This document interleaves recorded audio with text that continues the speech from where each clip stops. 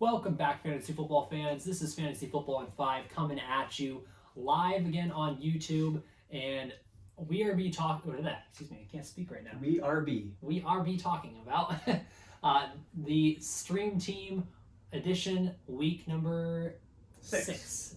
Technically week 2 of this, but it's week 6 of the NFL season. Exactly. So we are bringing Stream Team back once again. For those of you that don't know, what is Stream Team? Stream Team is going to be a full roster of streamable players. So these are all players that are 50% or lower rostered percentage on both ESPN and Yahoo. So if it's over 50% on one but not the other, then that doesn't count. It has to be below 50% rostered across both those formats. So then all these players are below 50%. You can probably find them in most leagues at that point. So you can go pick these guys up and start them possibly. So we're going to give you a full starting roster, 2 running backs, 2 receivers, 1 quarterback, tight end, defense, and kicker. And then for a little bit of an addition, we'll do a flex spot for you guys. Yeah, let's start today with the quarterbacks. We're going to travel to the NFC West here and talk about none other than Mr. GQ himself, Jimmy G. He's got a really tasty matchup against the Atlanta Falcons this week. And last week was the first time this season Jimmy G has thrown for over 250 yards and 2 touchdowns in a single game. So he's picking up steam. Yeah, I think this was actually the first time that he's thrown for multiple touchdowns this season. Yes. Which is, something you have to take with a grain of salt because they haven't really needed to throw the football, which is part of the thing that has been working so well for this 49ers organization is just running. However, this Atlanta Falcons defense has been, believe it or not, pretty good this season. More or less that team has been pretty good. So maybe not so much the defense, but I guess the Atlanta Falcons roster has been pretty good. And they've been in every single game. I talked about it on the podcast. They've only been down by 7 or fewer points in every game that they've lost. So I think this is going to be a close game, which usually close games mean that the quarterbacks need to step up and put the team on their back. And I think that's what Jimmy G does this week for this 49ers team. It's going to be a close one, but I do think that Jimmy G will put up a lot more yardage than we've seen recently. All right, moving on to the running backs. We have 2 of them today. Taylor, Eno Benjamin, and J.D. McKissic. Yeah, we were searching around for some guys because we had some ideas, and then all of a sudden, none of those guys were below 50% rostered. So we were like, well, this is going to be a problem. Thanks, Ken Walker. Yeah, so instead, we decided to stick with Eno Benjamin. Even though we said to sit him in the start sits this week, the reason we have him on the stream team is A, there's not a lot of options, and B, there's still a possibility that he has an okay week this week. It's just we weren't a huge fan of the matchup. Now with the Seattle Seahawks they're going to be playing, and we know the Seahawks defense is pretty bad. However, I suspected that a lot of the rushing capabilities of that offense are going to go elsewhere for this week. So not necessarily saying Eno Benjamin is going to be bad. He's just not going to get the opportunities. So on the off chance he does get the opportunities, you should grab him. And if nothing else, maybe not necessarily start him this week, but at least have him on your roster so no one else can use him against you. Yeah, absolutely. And the same is the case for J.D. McKissic. He has the Thursday night matchup this week against the Bears.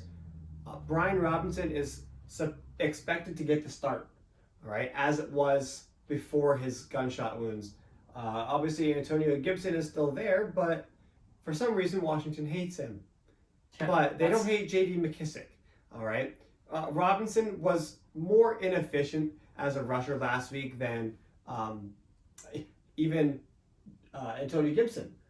Yeah. Figure. However, McKissic is the pass-catching option in this offense now, and Carson Wentz likes to get the ball to his running backs out of the backfield. So in a game where Carson Wentz has done really well on Thursday night recently, I expect J.D. McKissic to get a pretty big workload tonight.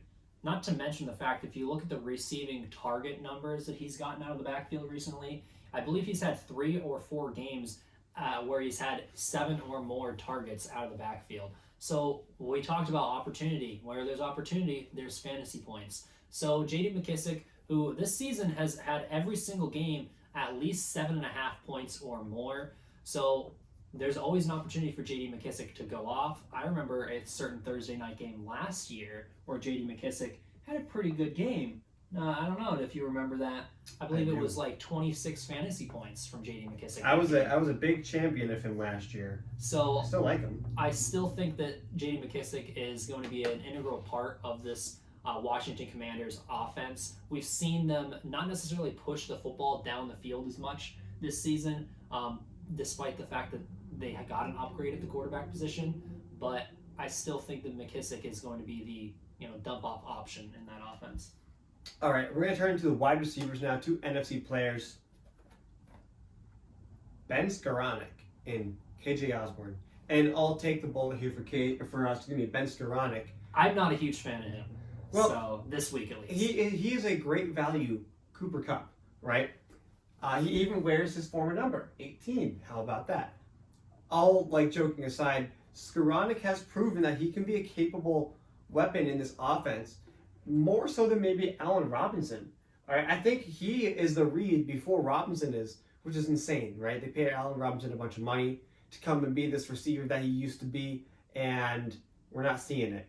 But what we are seeing is a bunch of Cooper Kupp, Tyler Higbee, and Ben Skowronek. All right? Make sure you get him on your squad. He is a very low rostered player, so he's essentially free for you right now. And if you're struggling because you have some guys on a bye, like maybe Davante Adams or Hunter Renfrow, or you're worried that Davante Adams is going to get suspended for a game because he pushed a photographer down. Anyways, there's a couple teams on bye, like the Lions, the Houston Texans, to name another couple of teams with fantasy caliber receivers. Skowronek can be a replacement for them this week. See, I'm going to play devil's advocate here. As you I do not like Ben Skowronek this week, and it's because of the matchup. I know everyone's like, Carolina Panthers, they suck. Well, that's true. Their offense sucks. All right. Their defense, though, has been really good this season, and we've seen that trend from that Carolina defense over the last few seasons. They've been good, but the offense just hasn't been there to put up the points. And I think that's going to be the reason why I don't see Ben Skowronek doing much especially in this game. Part of that is they have the number 1 corner in terms of PFF grades this season out of anyone in the NFL. They have the number 1 corner. You want to know who that is?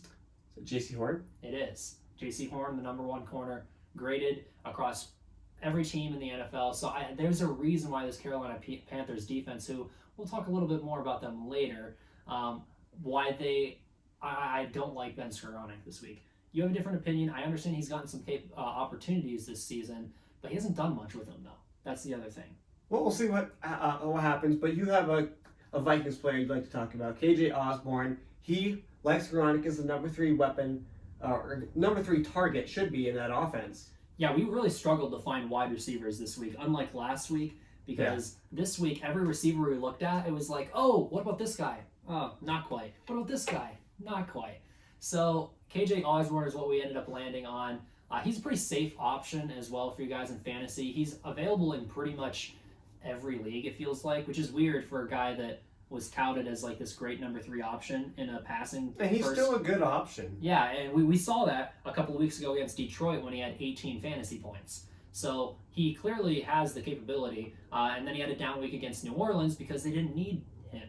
You saw Justin Jefferson go and destroy Marshawn Lattimore all game. And then against Chicago last week, he had 5 targets, 5 receptions for 41 yards. He just hasn't gotten into the end zone much this season. Now, he has Miami, though, this week. So here's my theory with Miami. All right, everyone's saying that Miami has this terrible pass defense, and maybe that is true a little bit. However, they still have good corners. All right, Xavier Howard, he's good. All right, Byron Jones, he's still pretty good. So then you add those 2 together, who do they cover? Justin Jefferson. And who's the other guy? Adam Thielen. So what does that leave? KJ Osborne to get all the yards in the world this week against a pretty bad secondary that we all like to dismantle in Miami. So why not go ahead and go with that third option? I think if any third option in a passing offense going against a Miami defense that only has 2 good corners, that is the option that I want that week. I'm also going to ride the script real quick that KJ Osborne, is this game in Miami? Yes, it is. KJ Osborne played his college football at the University of Miami. You see where I'm going with this? He's back home, going to take care of business. All right, tight end. none other than Jacksonville Jaguars stud tight end, Evan Engram. Yeah. Taylor, this was your addition to the list. I've been talking a bit about Evan Engram over the last few weeks as a fantasy asset this season. And I said to Adam a few weeks ago on the podcast, and this is the exact reason why, because last week, what did he do? I had him in my starting lineup, just an FYI. Nice. And he had 10 targets, 6 receptions for 69 yards. That's nice. That is very nice. So he had, in our league, obviously we have a slight tight end premium in that league. Not a full premium, but it ended up being about 16 fantasy points for him. But even in a regular PPR league, that's still over 10 fantasy points. Yeah, you're good for like 12 points then. So for a tight end, 10 to 12 points, that is really good. That is like top 3 numbers at the tight end position. All right. So Evan Engram is getting a lot of targets, which is another reason why I'm a fan of him, with the exception against Philadelphia, because that Philly defense is pretty good. Yes. We know that. So I didn't expect much from him that week. However, previously against Indianapolis, he had, that's right, 8 targets, 7 receptions. And who does he play this week? Oh, Indianapolis. You see where this is going? So history is going to repeat itself a little bit for Evan Engram, but I think the Colts defense is going to be better this week, which means they're going to get after the quarterback in Trevor Lawrence, which means he's going to be trying to get that football out quicker and go to his dump-off options, his safety valve, Evan Engram. All right, Taylor, it's time for the defenses, and what does that mean here on the stream team? This is my favorite part of the stream team, okay, because the defense is where we have a little bit of competition of sorts, all right? We like to decide to draw the defensive logo for the team in which we are streaming this week. So last week, it was the Jacksonville Jaguars, and let's just say, of course, I got the worst and most difficult logo to draw first. I thought I did a pretty good job. Okay, it was like a sock puppet Jaguar. Check our Twitter for the receipts. Yes, and that's going to be Fantasy F-Ball in 5. That's number 5 at the end of the handle. Go check that out. And then this week, our streaming defense is going to be the Carolina Panthers. All right, so I want to see you go ahead and draw this Carolina logo as I talk a little bit about this Carolina Panthers defense. So, good luck. Anyways, this Carolina Panthers defense, the reason why I like them this week, I talked about how I didn't think that this Rams offense was going to have a great week on the podcast, and then I talked about how Ben Skoranek wasn't going to have a great week. It has everything to do with this Carolina defense, because right now, Carolina is putting up a ton of fantasy points in terms of consistency the last couple of weeks. So in week 1, they didn't put up much at all. They only had 1 point against Cleveland. But since then, even though they're allowing a decent amount of points over the last 2 weeks, they are scoring fantasy points in other ways, if that makes sense. So in week number 3 against New Orleans, they had 16 points, and they put up a defensive touchdown in that week. And then they followed that up with another defensive touchdown in the week number 4 against Arizona, which led to 11 fantasy points. 6 fantasy points last week in San Francisco, and they got blown out in that game. And they still scored 6 fantasy points without a defensive touchdown. So what is the key to the Carolina Panthers? They're getting to the quarterback consistently, at least 1 sack every game, multiple sacks on a few occasions. They've gotten at least 1 forced fumble in 3 straight games. All right, they've had 3 interceptions this season. They've had 2 defensive touchdowns. And you add in the fact that this Rams team might be one of the most inconsistent offensive units right now, because they have Cooper Kupp and Tyler Higbee. That is it. That is the only thing. They can't run the football. Cam Akers is bad. They are just decided they don't like Darrell Henderson anymore because they don't want to give the better running back the football. And now they expect Matt Stafford, who has been terrible. He has not thrown he's thrown 1 touchdown in a combined 3 games. Okay, 1 touchdown the last 3 games. That is terrible. All right, so Matt Stafford is not playing well, going up against a Panthers defense that is hot, and they have some really good defensive corners out there who are playing really well. So let's see the finished product for the Carolina Panthers, your streaming defense this week, and they're available everywhere. There we have it. What is that? That is Sir Purr, the Panther. That looks like I don't know, like some weird version of like like a Pac-Man, like cat or something. I don't know. See, I knew that. And you laughed at mine. I knew it had the features of like a mouth, eyes, and ears. I didn't know the facial structure. I can't draw 3D. So there you have it. Make sure to snap a picture of this right quick Oh yes. so we can save it for our Twitter world. That is a beautiful panther. Sir Purr. All right, let's move on now. Kickers this week, because kickers are people too. Cairo Santos. I don't even know who he kicks for right now. Yeah, Chicago? It is Chicago, yes. So we talked a little bit about Chicago's offense and how, previously on the Stream Team last week, we talked about kickers who are on bad offenses score fantasy points.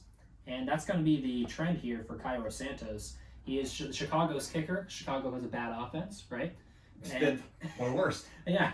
And so you look at what Cairo Santos has done this season. After the first 2 weeks, which they really struggled. Yeah. Right? They struggled so bad they couldn't even get into field goal range. And then in week 3, they started to figure things out against Houston. He had, in terms of our scoring, where it's like per yard, he ended up having 17.7 fantasy points. Followed that up in week 5 against Minnesota with 18.4. That's some pretty good numbers from a kicker. And then you add in the fact that this week against Washington, their defense isn't great. So chances are, despite how bad that the Chicago offense has been, they're probably going to be able to get into field goal range a handful of times throughout this game. And while the big thing is they can't finish drives, Chicago. Well, how many drives have you seen Chicago finish this season? You know what? I've seen them punt more than I've seen them score. Exactly. So I think that for me, Cairo Santos is a perfect option. And this isn't just for this week. It could be long term. He's a good option for this season. We've seen him be a good kicker previously in the NFL. Remember his time? Tennessee. And I was talking about his time with the Chiefs. But well, that maybe just goes to show. Yeah. Anyway, so like he's been on some good teams and scored a lot of fantasy points. So now his opportunity to score even more on a bad team. All right, let's finish this out with the flex. Alec Pierce, the rookie receiver for the Indianapolis Colts, who's really starting to put it together. Last week, 8 for 86, good for 16.5 fantasy points. He is quickly becoming that second option in that offense outside of Michael Pittman Jr. and obviously helping out in the absence of Jonathan Taylor. So what do you like about Pierce? We stashed him when we drafted our Scott Fish team. Yeah, so what I like about Alec Pierce has everything to do with his build, the offense that he's in, and his quarterback. So his quarterback, Matt Ryan, we know what he can do with fantasy assets, and we've seen him provide multiple fantasy assets over a season-long span in previous teams. Julio, Roddy White, Tony G, and then I can go on and on, Calvin Ridley. So he can do it. And then you add in the fact Matt Ryan likes to throw to those bigger guys. We've seen that all throughout his entire career. And Alec Pierce is a big-bodied receiver. And so is Michael Pittman. Michael Pittman, we said, was going to have a good season. Michael Pittman is having a good season. Okay? And then you add in, now Alec Pierce is finally getting on the football field. With the injury to Michael Pittman and a couple of other receivers, it allowed Alec Pierce to get a little bit more playing time with Matt Ryan. And you saw it last week against, even though the offense sputtered a little bit on occasion against the Denver Broncos, you saw them continuously feed the football to Alec Pierce because Matt Ryan trusts him. And he talked about that after the game. Matt Ryan puts his trust in Alec Pierce and Michael Pittman. He said that he's been so impressed with their ability to get to the football, and even if it's a bad throw, which he admitted, he's like, I've had some bad throws. He's like, but they've made plays on the ball. He's like, that is how you build trust. And that's coming from a veteran who's been in the NFL for 15 or more years. All right, Taylor, that's going to wrap it up here. Stream Team Week 6, Edition 2, I guess, if you want.